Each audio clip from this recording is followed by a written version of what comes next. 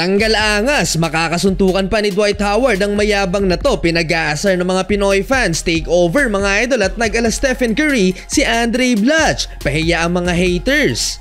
Strong group versus home net men ng Lebanon. Medyo malakas itong nakalaban ng ating mga kababayan. First quarter, mainit pa rin si Kevin Kiambao. Back-to-back field goals para simula ng first quarter. 3-pointer at itong follow-up dunk sa block shot kay Andre Robertson.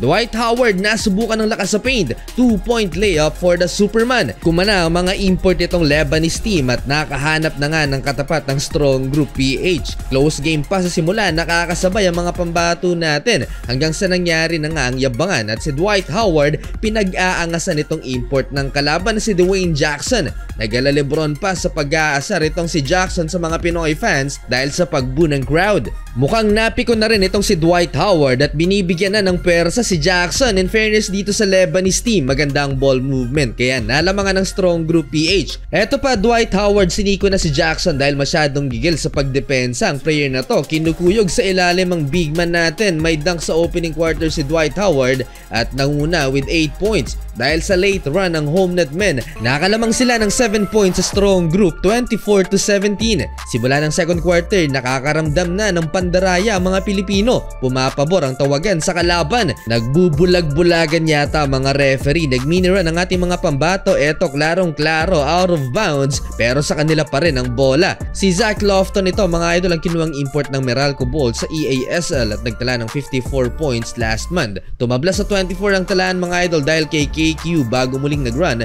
ang home net men. Bumalik sa laro si Dwight Howard at nakabawi na siya kay Jackson, block shot at siya naman ang pinag-aasar ng mga Pinoy. Well, agad namang pinatahimik ang crowd sa isang baseline dunk. Andray Blatche 3-pointer and another block for Dwight Howard kay Jackson pa rin. Total of 5 block shots for Howard sa first half. Nag-showtime na ang kalaban, dalawang import ang kumakana, si Lofton at Jackson na mekos-mekos na ang depensa ng ating mga pambato. To beat the buzzer, Dwayne Jackson, deep 3-pointer at nag-shimmy-shimmy pa. Dito lalo pa siyang pinag-aasar ng mga Pinoy at bumawi din ang pang-aasar sa crowd. Pabalik ng dugout 48-42, naghahabol ang strong group 16 points for Dwight Howard.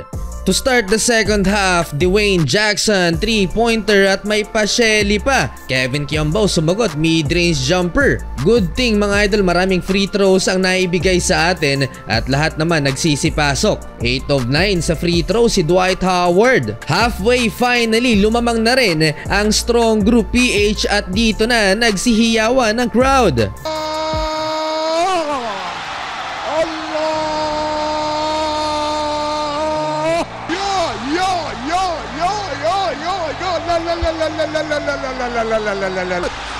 أخذت الأهات هيا هيا هيا هيا هيا 63. Kahit gumawa ng impressive run ng strong group, nakasagot pa naman ng Lebanese club at naibaba sa 4 ang lamang ng ating mga kababayan, 71-67. May dunk pa si Justin Baltazar at may gumulong mga idol ng sagasaan ni Andre Robertson, itong defender niya. 26 points for Dwight Howard. Fourth quarter, mas lalo pang naging intense ang laban. Bumalik mga idol sa Lebanese club ang kalamangan. Sumagot ng 3-pointer si Andray Blatche. Second field goal mga idol ni Kuya Dre. Mabilis ang bawi ng home net men, 75-74. Hindi pa tapos si Andray Blatche. Back-to-back 3-pointers kaya muling lumamang ang strong group. Parang bumalik na yung dating shooting mga idol ni Kuya Andre. Yun nga lang, yung second 3-pointer niya counted as 2 kaya nagreklamo ang mga Pinoy fans. Sabi 3-pointer yun. After timeout, hindi pa tapos si Andray Blatche, another 3-pointer. Pinatahimik ni Andray Blatche sa mga haters na nagsabing dapat hindi na sinama dahil sa laki ng tiyan. Down the stretch, finish na pang-6 na 3 mga idol ni Andray Blatche. سالفة خلاص خلاص خلاص خلاص خلاص مشت 5 ثلاثيات. Last 2 minutes, tuluyang natambakan mga idol ang home net men at dito na nagsihiyawan ng mga Pinoy crowd. Uwian na. ابدا وقت مستقبل.